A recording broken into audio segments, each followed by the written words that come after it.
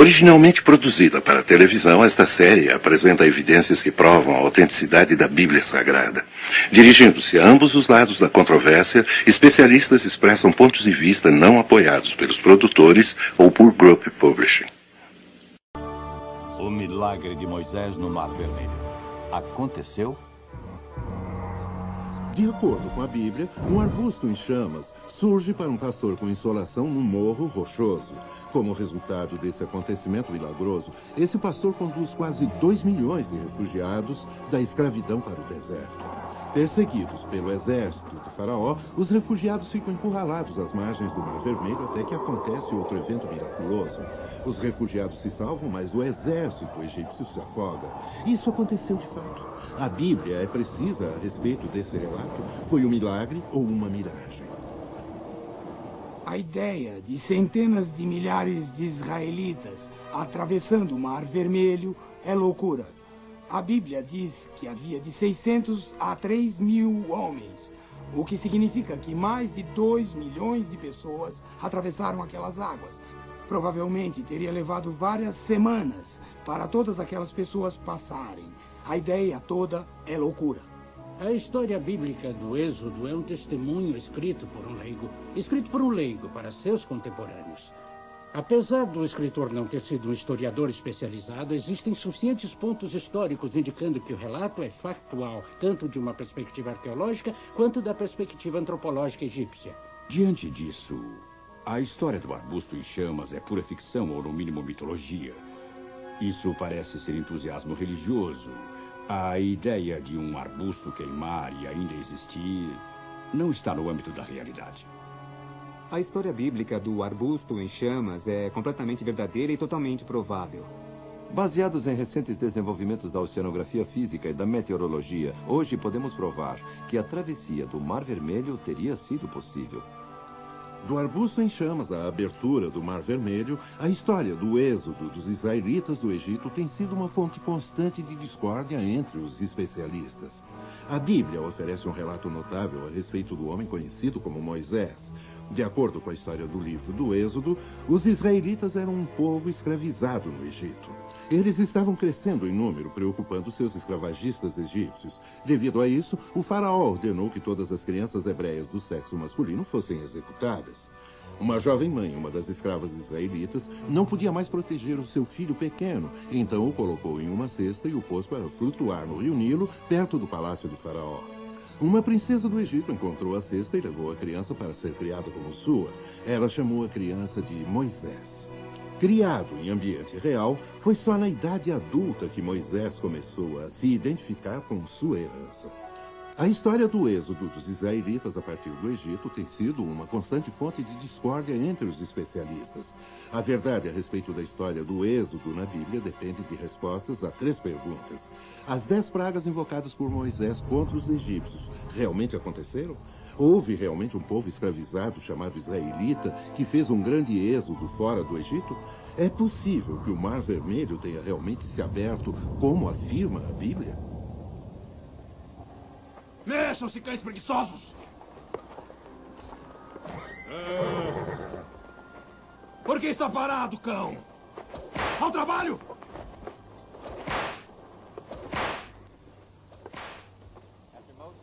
Moisés começou a ter um sentimento mais profundo de compaixão para com o seu povo. Quando ele começou a testemunhar os maus tratos, sua raiva e ressentimento começaram a crescer em relação ao Egito. Pare com isso, guarda! Por que açoita esse homem? Homens, eles não são homens, senhor, mas sim cães preguiçosos. E o açoite é a única linguagem que entendem. Vamos, levante-se! Pare!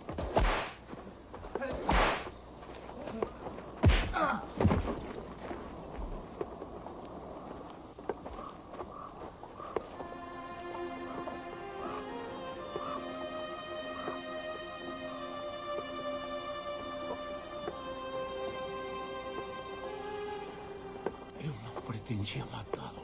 Moisés tentou enterrar secretamente o egípcio na areia, mas foi descoberto e teve que fugir para o deserto de Madiã para escapar da sentença de morte dada pelo faraó. Ele foi acolhido por Jetro, um sacerdote de Madiã, e se casou com sua filha.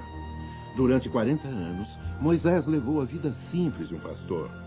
Então, em uma questão de minutos, ele veio a conhecer o seu destino.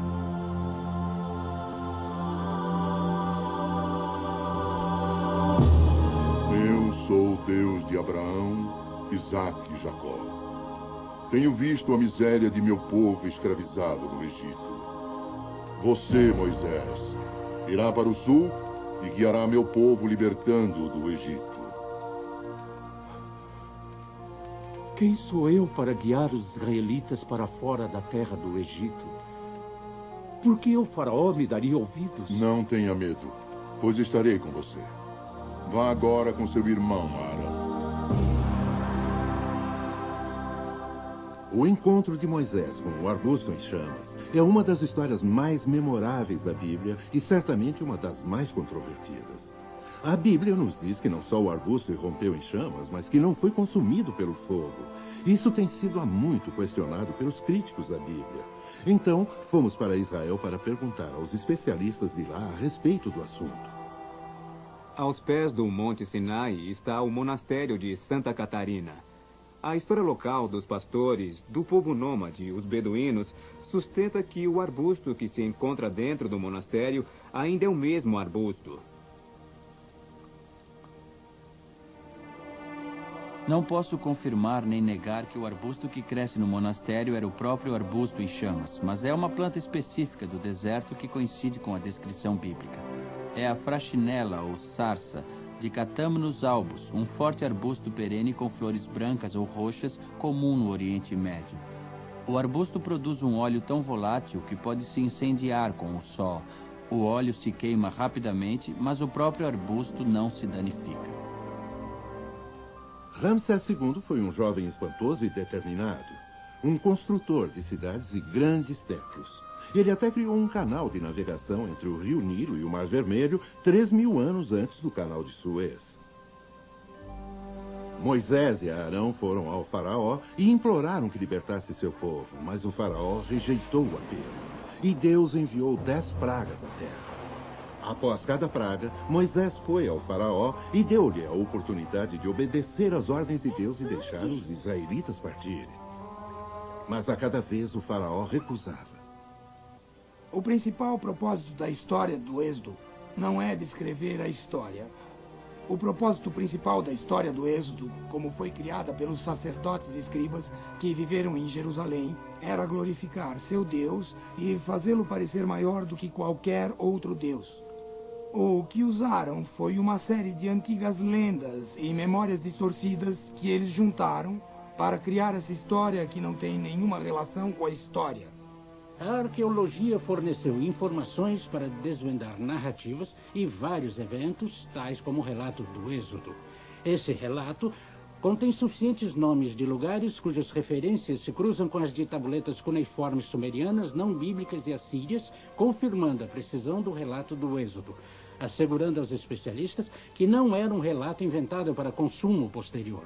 Alguns aspectos da narrativa do Êxodo refletem com precisão aspectos geográficos únicos do Sinai que só uma pessoa que passou uns tempos lá poderia saber.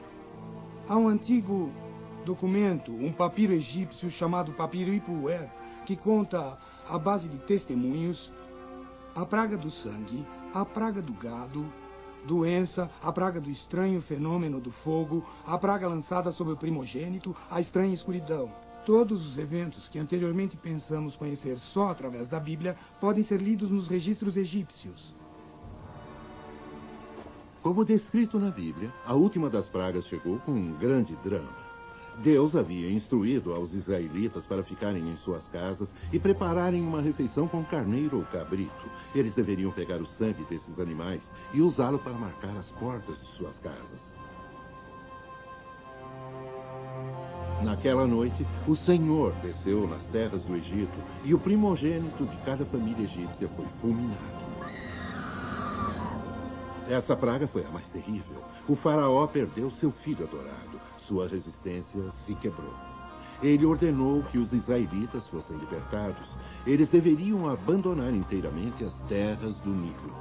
A Bíblia diz que Deus proveu uma coluna de nuvem de dia e uma coluna de fogo à noite para guiar os israelitas pelo deserto. De acordo com a Bíblia, Deus instruiu Moisés a montar um acampamento entre Magdol e o mar. Seu destino era a terra de Canaã. Mas o faraó, em breve, tornou-se vingativo e mandou seu exército perseguir os refugiados.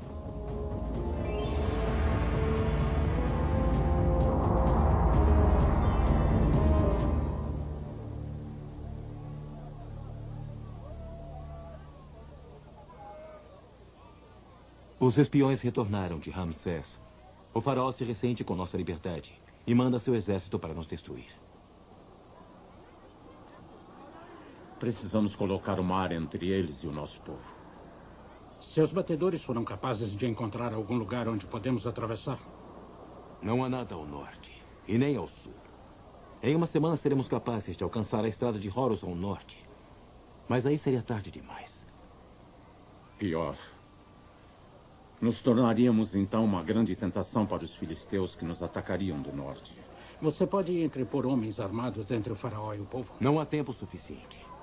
Exceto pela guarda interna, meus soldados estão dispersos entre as tribos, tentando transformar oleiros e lavradores em guerreiros. Se eu pudesse reuni-los, não seríamos capazes de impedir os arqueiros e as bigas do faraó. O que mais vejo em seu rosto, Josué? Existem encrenqueiros, agitando as tribos. Há perigo vindo de dentro, como vindo de fora. De acordo com os versos de Êxodo 14, o povo logo ficou sabendo da nova intenção do faraó. Os egípcios estavam nos matando aos poucos. Mas agora Moisés encontrou o modo mais rápido de nos matar. Será que desprezamos tanto comer dos pratos egípcios que agora devemos encher nossos estômagos com areia? Ouçam! Se nos rendermos pacificamente, se voltarmos agora, sim, seremos punidos, mas ficaremos vivos depois. O que vocês preferem? Alguns açoites ou uma lança egípcia em seu peito. Moisés pensa que podemos humilhar o poderoso faraó e ainda viver? Vamos agora dizer a Moisés.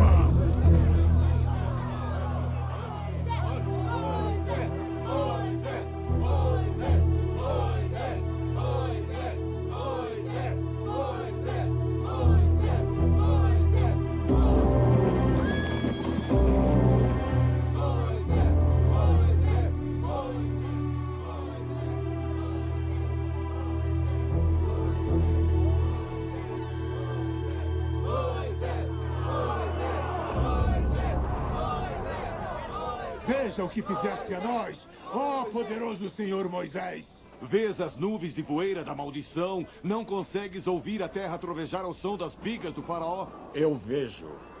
Eu ouço. O que querem que eu faça? Que me torne seu emissário. Voltarei aos egípcios, dialogarei com eles implorando para voltar e ser perdoado. Emissário? Eu te partirei em dois, seu grande traidor. Ouçamos tudo. Não havia sepulturas no Egito, Moisés, para que nos deixasse aqui no deserto para morrer. Não lhe falamos sobre isso no Egito.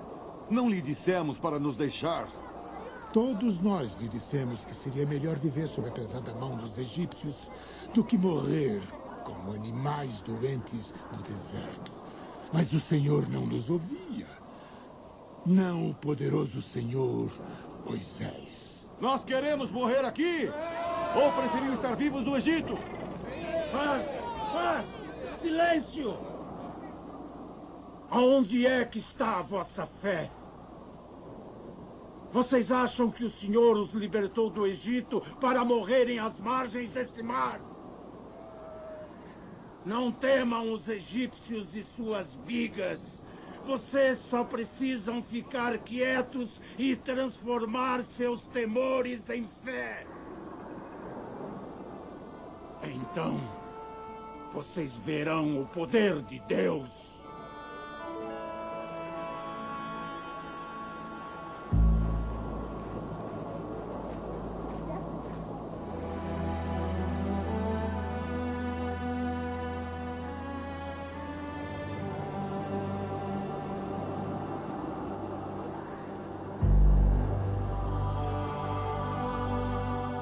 A Bíblia nos conta que, ao comando de Deus, Moisés levantou suas mãos para o mar e Deus enviou um forte vento do leste que afastou as águas, criando uma passagem no meio do mar.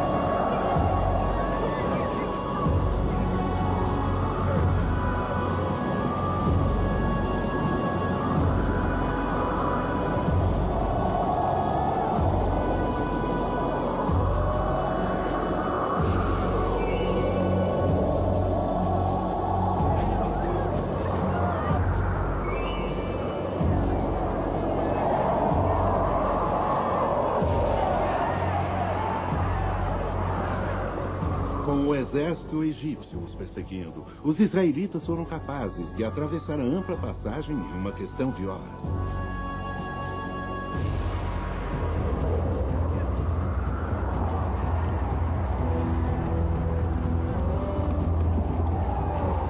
O exército do faraó, com centenas de bigas e milhares de soldados, seguiu os israelitas pelo mar.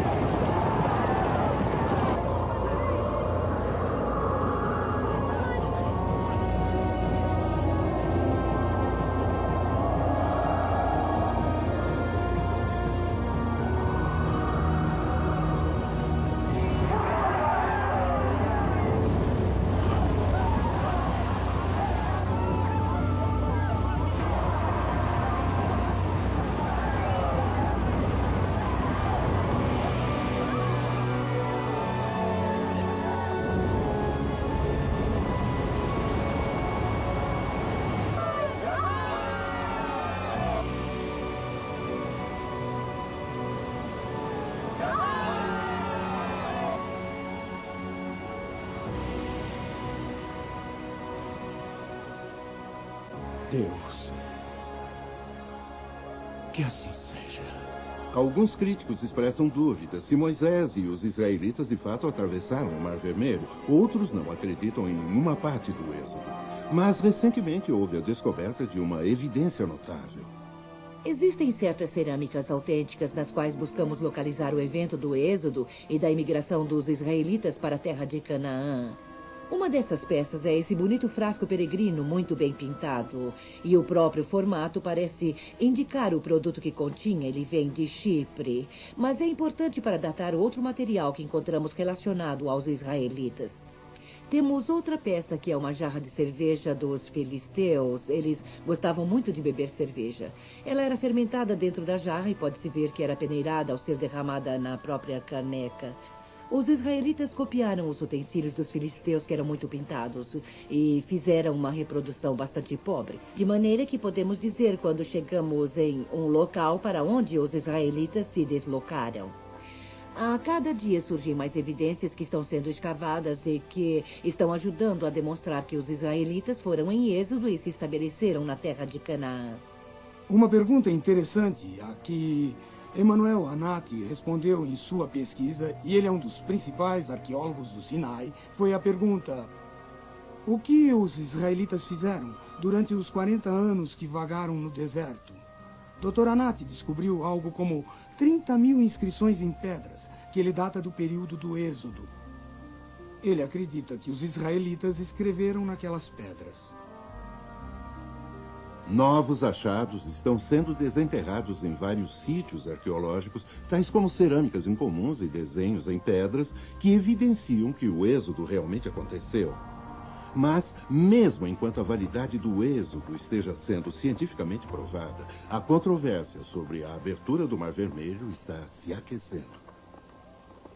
A ideia de que o Mar Vermelho poderia ter sido partido em duas paredes de água, como retratado por cineastas de Hollywood como Cecil B. DeMille, não é nada crível.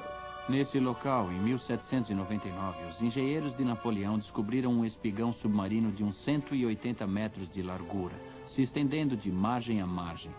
Seus engenheiros calcularam o momento certo para atravessar essa faixa de 8 quilômetros quando o vento do leste sopraria o suficiente para eliminar a água do fundo. Napoleão, no entanto, quase não escapa com vida quando uma súbita mudança na direção do vento trouxe um arremesso de água que cobriu a faixa em uma questão de minutos. Recentemente, o professor Doran Noff, da Universidade do Estado da Flórida, junto com o Dr. Nathan Powder, de Israel, revelaram seus achados sobre a travessia do Mar Vermelho ao WordPress. O Dr. Powder e eu não estávamos muito interessados se a travessia do Mar Vermelho ocorreu ou não, mas estávamos intrigados pela possibilidade de talvez haver alguma explicação para semelhante processo. Então, o que fizemos? Nós desenvolvemos o que chamamos em oceanografia física de um modelo matemático da parte do Mar Vermelho, onde muitas pessoas acreditam que a travessia poderia ter acontecido. Vejam, o que temos aqui é um modelo físico do Mar Vermelho. A parte funda representa o corpo principal do Mar Vermelho, que tem de 600 a 900 metros de profundidade. E a parte rasa, com o fundo inclinado, que deve representar o Golfo de Suez, que é muito mais raso. Como dissemos antes, a profundidade média do Golfo de Suez é de uns 30 metros. E o comprimento é de algumas centenas de metros. Bom, o que temos ainda? Temos aqui... nós introduzimos aqui um espigão artificial, que vocês podem ver. E a profundidade da água acima desse espigão artificial é de apenas 3 metros de altura, certo? E o que vou fazer é deixar que o vento sopre daqui e vocês verão como a água retrocede e expõe o espigão.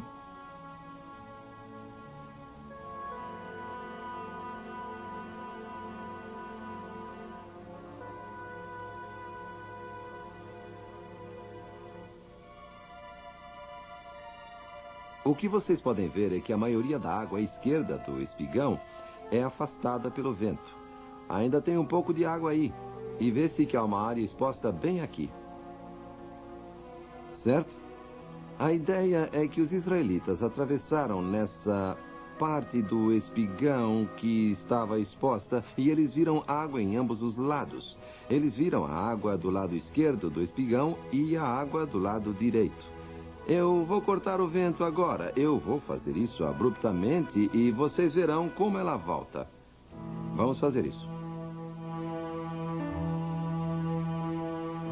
O que acontece depois disso é que o vento se acalma.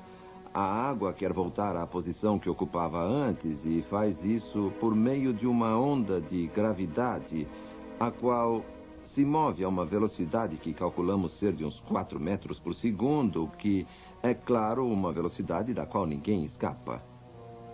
Oceanógrafos estabeleceram cientificamente como os israelitas podem ter atravessado o Mar Vermelho durante sua fuga dos egípcios que os perseguiam.